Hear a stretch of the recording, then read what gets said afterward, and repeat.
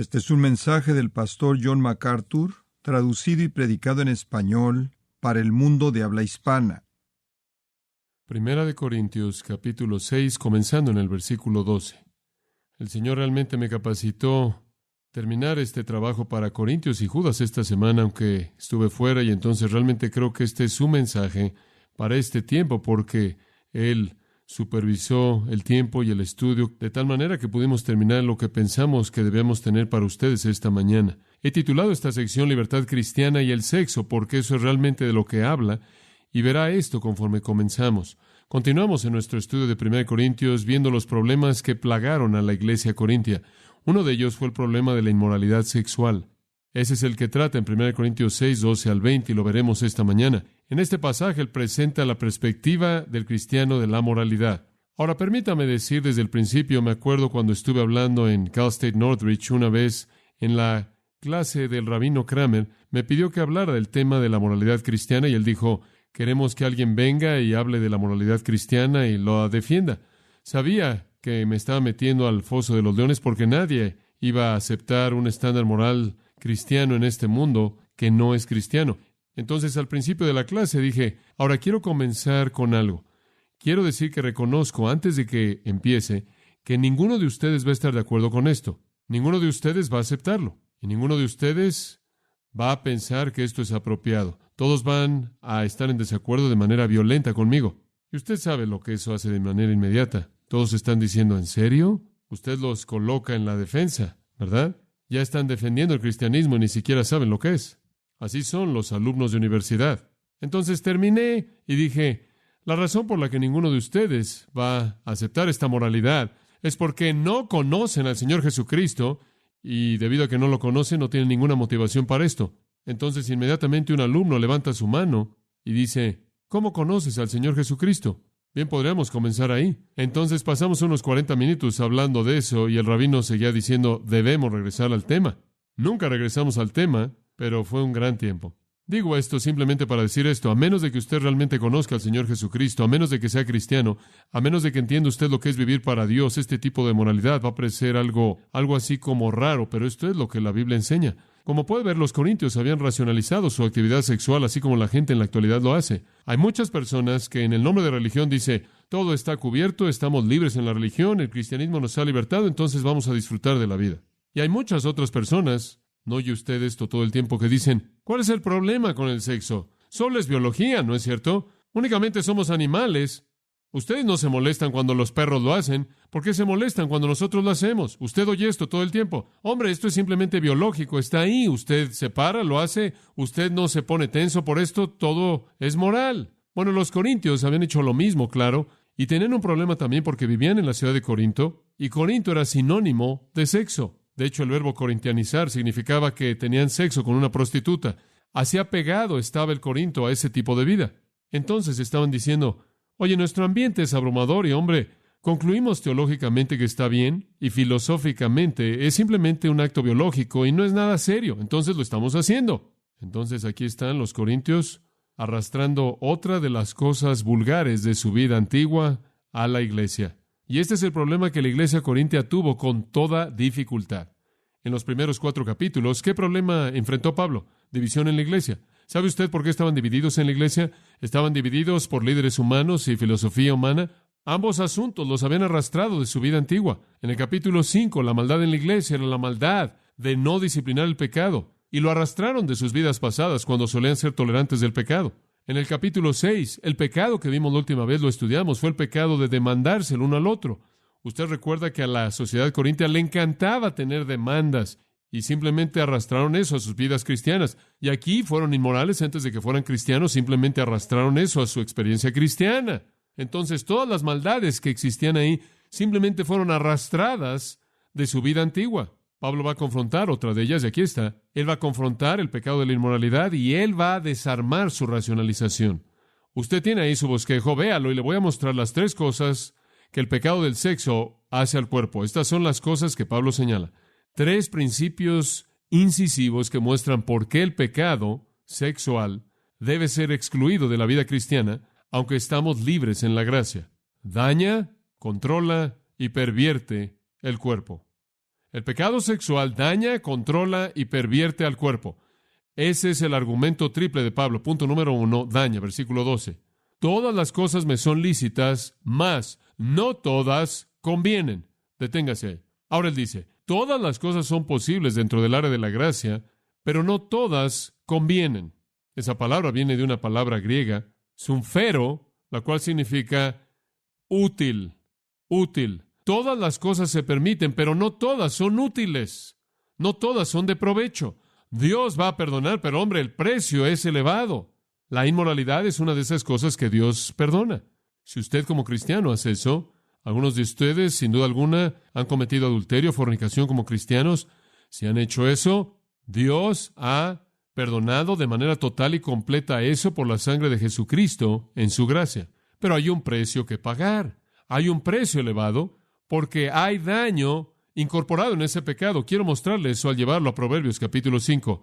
No hay otro pecado que un hombre o una mujer comete que tiene incorporado un daño profundamente arraigado como el pecado de la inmoralidad sexual. Ha destruido a más gente que las drogas o la borrachera jamás lo han hecho juntas. Quiero mostrarle eso en Proverbios capítulo 5.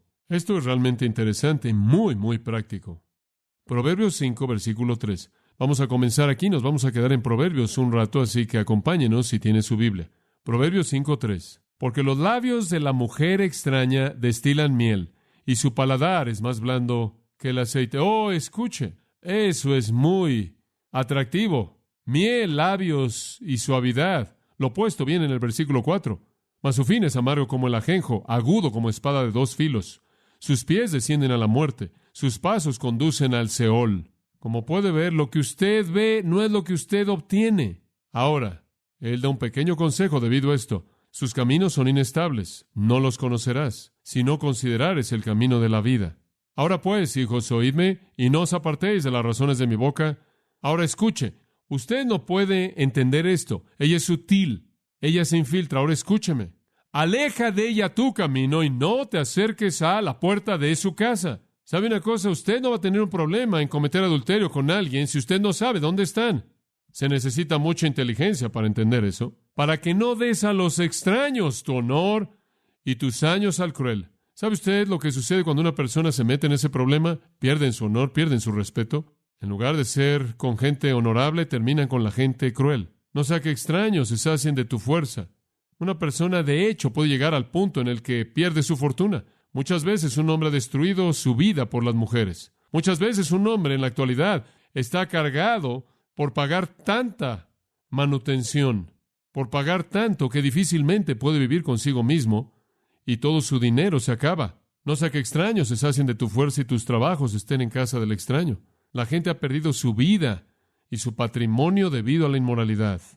Y gimas al final cuando se consuma tu carne y tu cuerpo, cuando sea mayor usted y ya no puede funcionar más física o sexualmente y usted no tiene absolutamente nada más que el dolor y la agonía y el remordimiento, y entonces dirá, versículo 12, cómo aborrecí el consejo y mi corazón menospreció la reprensión.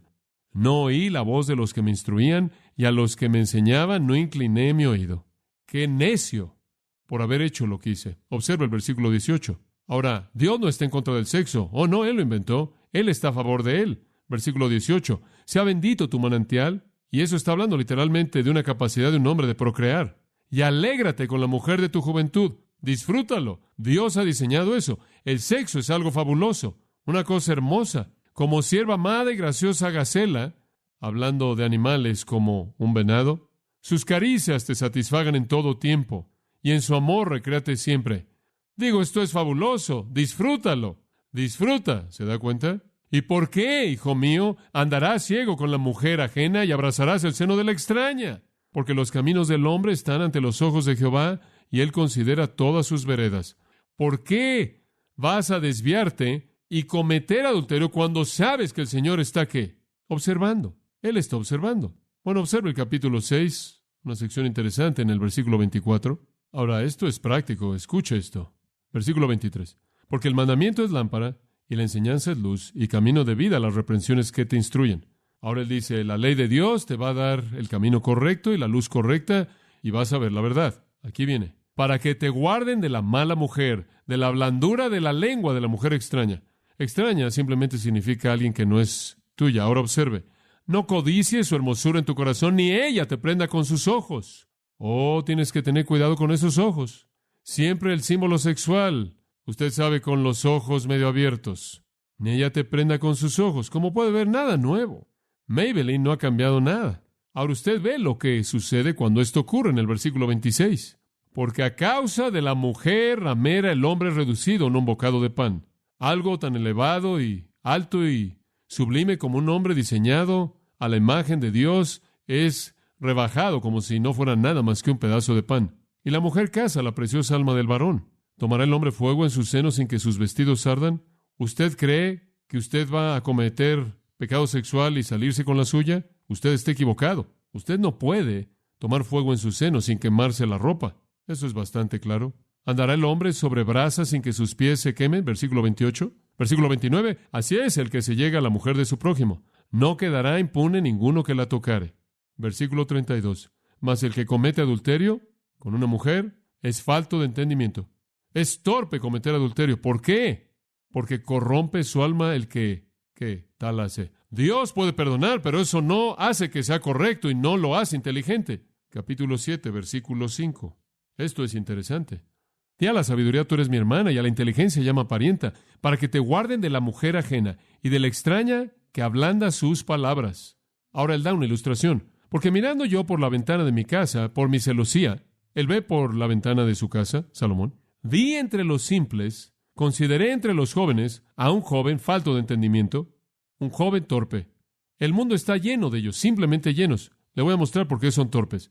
El cual pasaba por la calle junto a la esquina. ¿Sabe usted que todo este asunto de la prostitución no ha cambiado mucho? Todavía están en las esquinas. Siempre han estado en las esquinas, en donde quiera que hay gente. Entonces aquí está este hombre torpe caminando por la calle, un hombre joven. Él no tiene ningún sentido.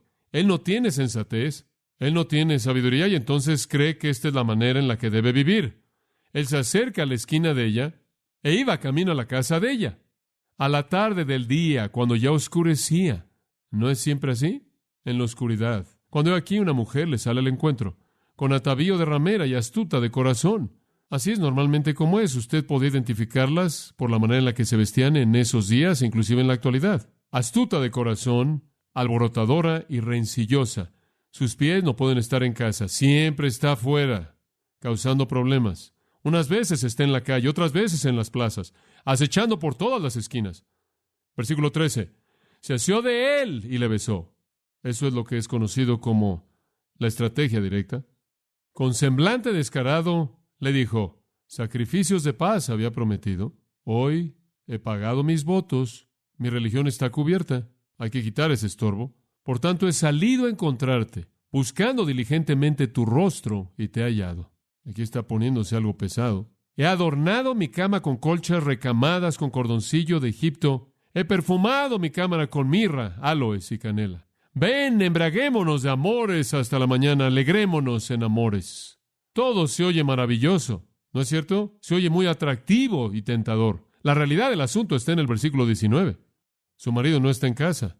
Se ha ido en un largo viaje. La bolsa de dinero llevó en su mano.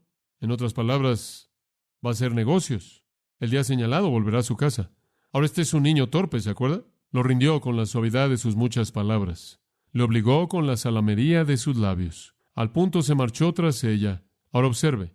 ¿Cómo va el amante a su amor? No. ¿Cómo va el buey al degolladero?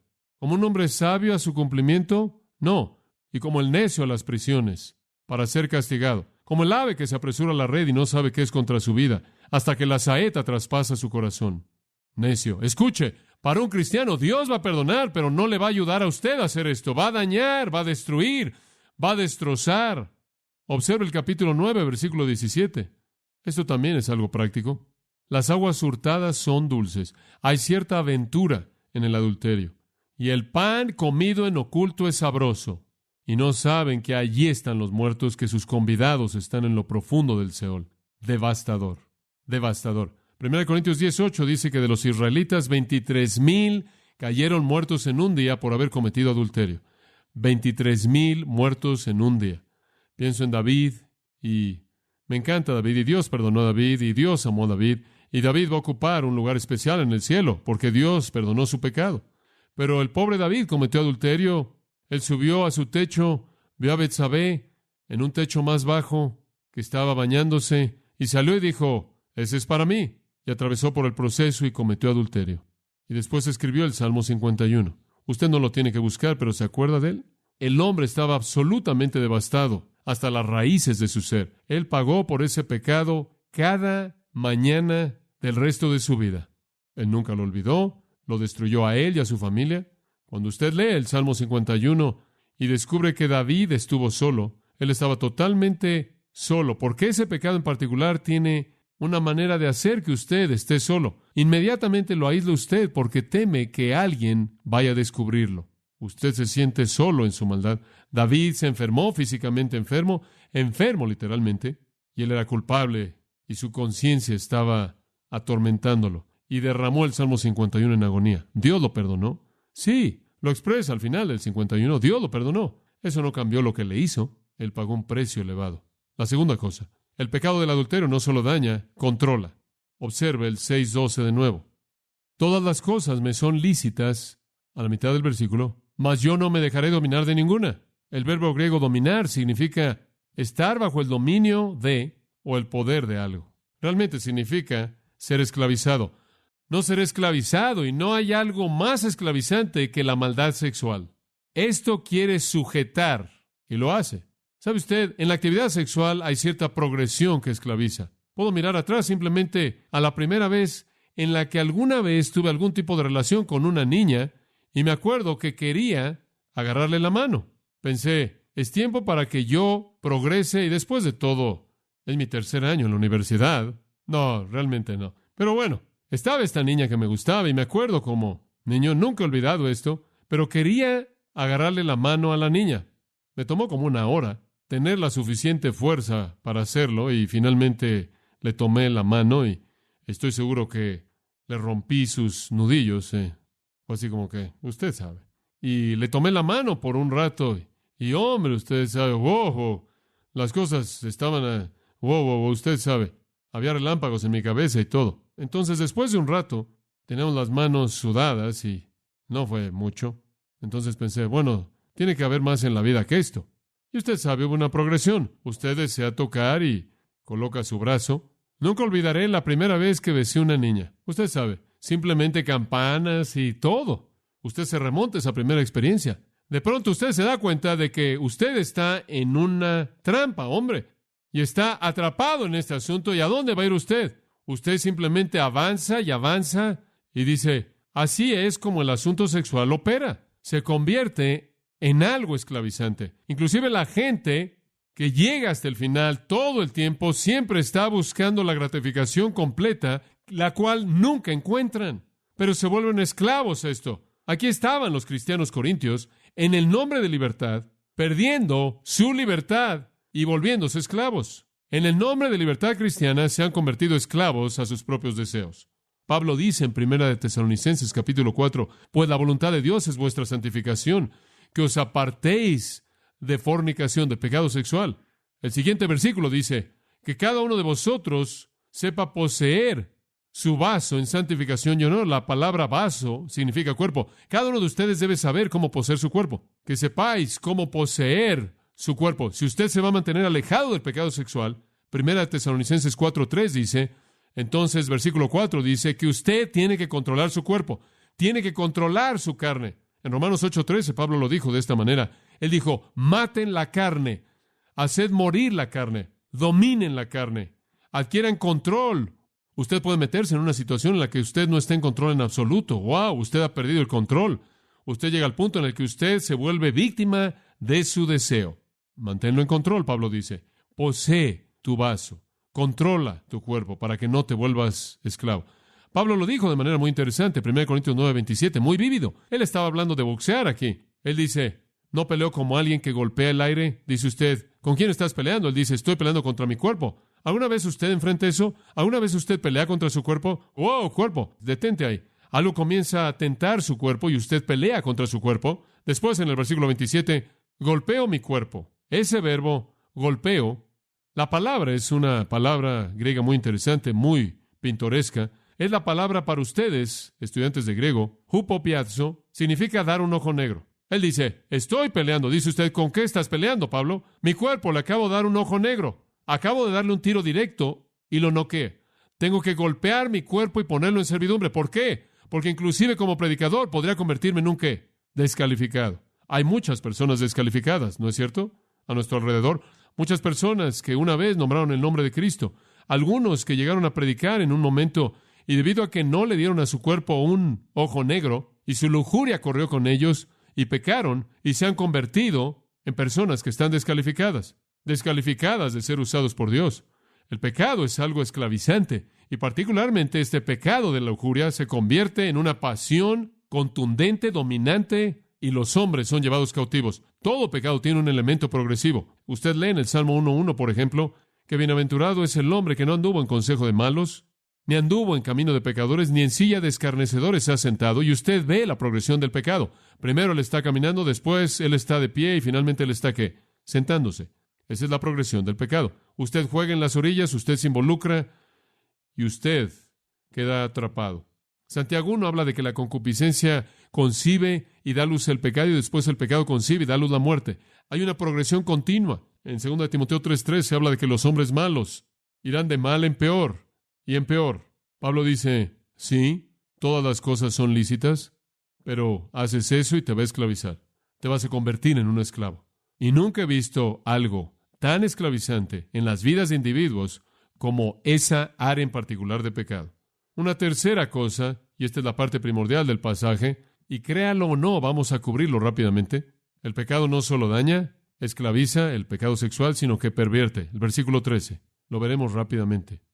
Y él da 3 propósitos distintivos y diseños para nuestros cuerpos que son pervertidos por el pecado sexual. Las viandas para el vientre, versículo 13, y el vientre para las viandas. Esa era su pequeña afirmación. Él dice, espera un momento, pero tanto al uno como a las otras destruirá Dios. Usted no puede decir, bueno, mira, el cuerpo es para el alimento y el alimento para el cuerpo y el sexo es para el cuerpo y el cuerpo es para el sexo. Eso es lo único que hay ahí, es simplemente biológico. Usted no puede decir eso porque Dios va a destruir el alimento y Dios va a destruir a los estómagos. Esa es la palabra real aquí, estómago. Dios va a terminar con eso, pero el cuerpo no es para el pecado sexual. Pero el cuerpo no es para la fornicación, sino para el Señor. Y el Señor para el cuerpo. Y el Señor es para el cuerpo y se lo voy a probar. Porque Dios que levantó al Señor, también que a nosotros nos levantará con su poder. ¿Sabe usted por qué su cuerpo es diferente? Porque su cuerpo algún día va a ser ¿qué? Resucitado. Su cuerpo no es nada más algo temporal. Va a venir un tiempo en este mundo cuando vamos a ser resucitados, el rapto simplemente va a ser así. De la tumba, los cuerpos van a ser sacados de la tumba y usted dice, ¿qué tal si no queda nada? Ese no es un problema para Dios. Él simplemente hace que se vuelvan a unir. Vamos a estar en el cielo en cuerpos literales. Entonces Él está diciendo, mira, el alimento, eso es comer, lo necesario para comer, los procesos digestivos del estómago, todo eso va a cesar. Dios va a acabar con todo eso, pero el cuerpo, ustedes, el hombre total, incorporado en esa carne, eso va a ser glorificado y transformado para el cielo. Entonces no piensen que la biología de comer es igual a lo que haces con tu cuerpo en términos de su unión. Hay una gran diferencia. Él da 3 propósitos distintos. En primer lugar, Él dice, su cuerpo es para el Señor, versículo 13, es para el Señor. Comer es una función natural, pero el sexo es mucho más que una función natural. El sexo, escucha esto, es una unión espiritual, trasciende lo biológico. C.S. Lewis dice en las cartas a Screwtape, cada vez que un hombre y una mujer entran en una relación sexual, un vínculo espiritual es establecido entre ellos, el cual debe ser eternamente disfrutado o eternamente soportado. Dios dice, voy a destruir estómagos y voy a destruir alimentos, pero los cuerpos, la Biblia nunca dice que Dios va a destruir eternamente el cuerpo. Ese cuerpo va a ser glorificado, el cuerpo de un cristiano va a pasar su eternidad con Jesucristo en un estado glorificado. Nuestros cuerpos no son tan solo algo biológico, tienen aspectos biológicos y funciones biológicas, pero están más allá de eso. Entre el alimento y el estómago hay una línea horizontal. Entre mi cuerpo, mi persona y el Señor hay una relación vertical y no debe ser contaminada porque Dios quiere que yo sea presentado a Jesucristo como una virgen casta, ¿verdad? Espiritualmente. El hecho de que un cristiano cometa pecado sexual quebranta y destruye la relación vertical. Las dos son incompatibles. Pablo dice, no pueden usar ese argumento, no sirve. Su estómago fue hecho para el alimento, pero su cuerpo no fue hecho para el sexo, fue hecho para Dios. Y dentro de la voluntad de Dios, el sexo está incluido en el matrimonio. Fuera de eso, usted lo viola. Y la prueba de esto está en el versículo 14. Dios va a resucitar su cuerpo de la tumba. No contamine aquello que fue diseñado para pasar la eternidad con Él. Usted no puede decir que el sexo es para el cuerpo y el cuerpo para el sexo. El cuerpo es para el Señor. Segunda cosa. Él no solo dice su cuerpo es para el Señor, sino que es uno con Cristo. Observe los versículos 15 al 18. ¿No sabéis que vuestros cuerpos son miembros de Cristo? Me lee la palabra normal para el miembro de un cuerpo físico. ¿Quitaré, pues, los miembros de Cristo y los haré miembros de una ramera? Me genoito. De ningún modo, que nunca suceda. Él dice, miren, ustedes son uno con Cristo. Ustedes son los miembros de Cristo. Cuando fueron salvos, fueron unidos a Cristo. Cada uno de nosotros es un miembro de su cuerpo, ¿no es cierto? Efesios 1, 22 y 23. 1 Corintios capítulo 12, Romanos capítulo 12, versículo 5. Todos fuimos hechos uno con Cristo en su cuerpo. Y si estamos cometiendo actos de pecado, estamos uniendo a Cristo a esa prostituta. Que Dios nos guarde. El pecado sexual es nauseabundo. Es impensable que yo usara a Jesucristo en una relación sexual. ¿Puede imaginarse si Cristo estuviera en la tierra acercándose a Él y diciéndole, Señor, voy aquí a cometer adulterio?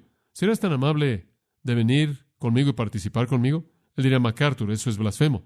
Más vale que usted lo crea, pero no es más blasfemo que un cristiano cometa adulterio porque está arrastrando a Cristo en eso, ¿verdad? Usted es un miembro de Cristo. El sexo es una unión de dos convirtiéndose en uno. De esta manera, en la inmoralidad de un cristiano, hay más blasfemia vulgar de hacer a Cristo uno con ese pecado. El sexo no es solo biológico, no, es espiritual, es dos convirtiéndose en uno. Así es como Dios lo diseñó, une a dos personas. Esa es la razón por la que el Antiguo Testamento dijo, cuando hay dos personas solteras, si un hombre yace con una mujer, entonces se casa con ella. ¿Por qué? Porque han consumado una unión espiritual. Y esa es la razón por la que la Biblia dice que cuando el adulterio es cometido, eso es plataforma de divorcio. ¿Por qué? Porque han consumado una unión afuera del matrimonio. Dos volviéndose uno no es solo biológico, conforme se integran dos personas en las partes más profundas de su ser. Y esa es la razón por la que C.S. Lewis dice que lo que usted tiene es un vínculo espiritual eterno que va a ser disfrutado eternamente o soportado eternamente. Los corintios o cualquier cristiano que comete un acto de pecado sexual arrastra a Jesucristo en él. Pero observe lo que dice en el versículo 16. ¿O no sabéis que el que se une con una ramera es un cuerpo con ella? Sí, es correcto, porque dice los dos serán una sola carne. Cuando usted se une con una prostituta, usted se vuelve una carne con esa prostituta en el sentido más profundo de comunión de su ser. El acto sexual no es solo biológico, es la unión de dos personas en el sentido más íntimo, profundo. Cuando usted hace eso con una prostituta, usted ha realizado esa unión con esa prostituta. Cuando usted lo hace con alguien más, cuando usted lo hace con alguien afuera de su matrimonio, usted ha formado una unión con esa persona y si usted está unido a Jesucristo, usted lo ha arrastrado ahí. Versículo 17.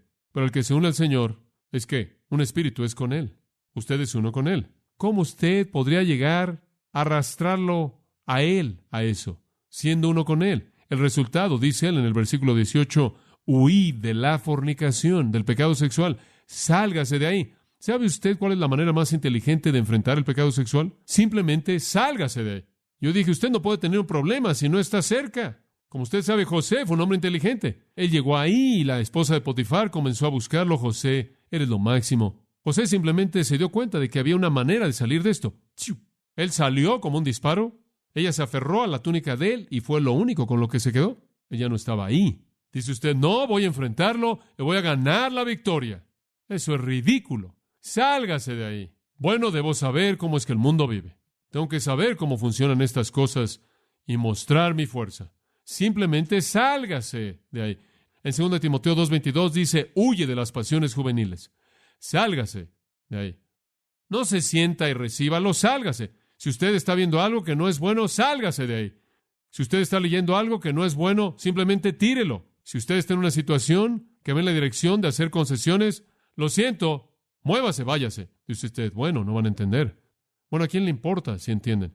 Simplemente sálgase de ahí. Hay algunas soluciones simples, ¿no es cierto? No es complicado. Además, versículo 18. Cualquier otro pecado que el hombre cometa está fuera del cuerpo, mas el que fornica o pecado sexual contra su propio cuerpo peca. Ahora es muy difícil entender lo que Pablo quiso decir, porque realmente no lo explica.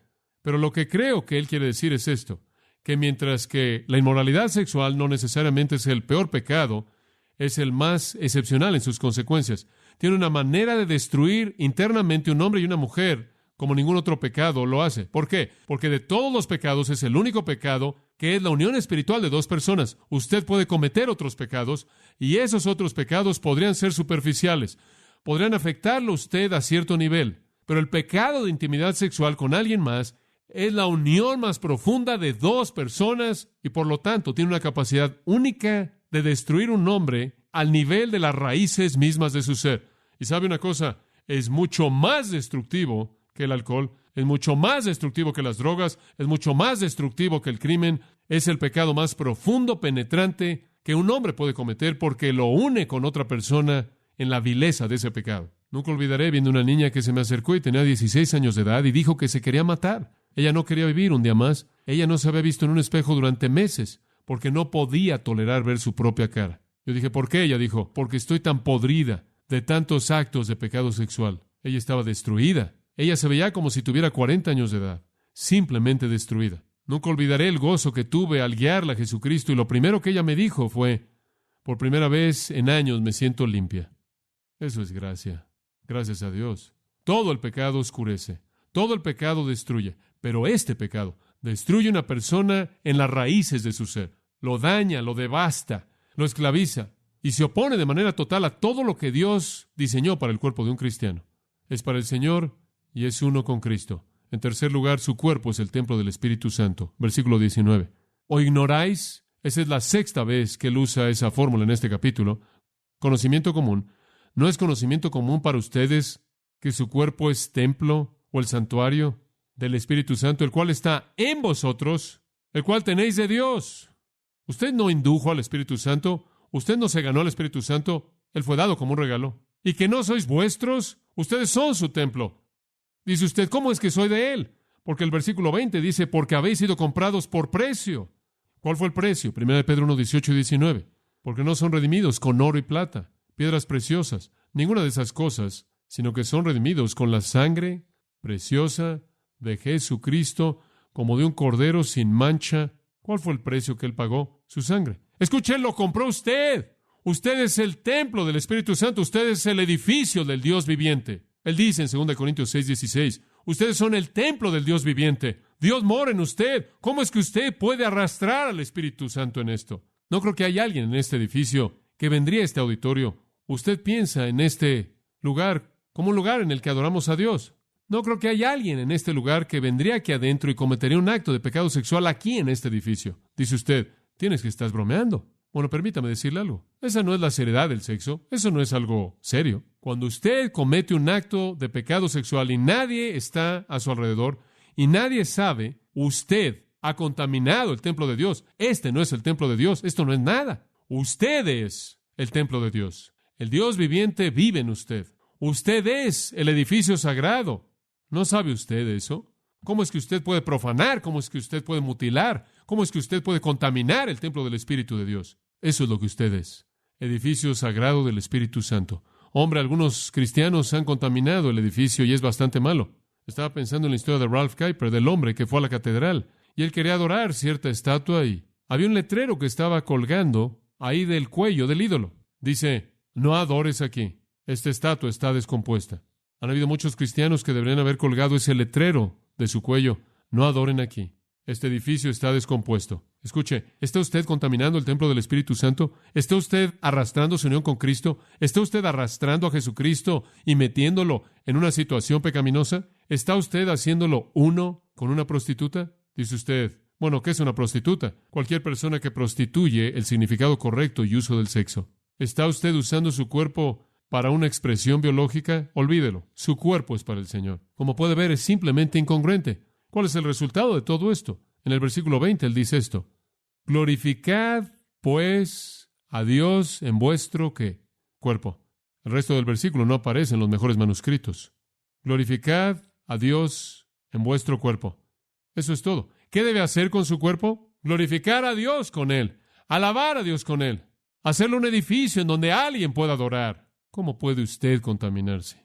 Dios lo va a perdonar a usted, es cierto, Él lo va a perdonar a usted. Él siempre perdona, pero el pecado lo va a dañar a usted. Usted va a pagar un precio tremendo y lo va a controlar usted. Y va a pervertir el diseño que Dios tiene para usted. Entonces le digo a usted lo que Pablo le dijo a los Efesios. El pecado sexual ni siquiera una vez se ha nombrado entre vosotros. Padre, gracias por nuestro tiempo esta mañana juntos en la palabra y por tratar con un tema muy pertinente con el que todos nosotros luchamos.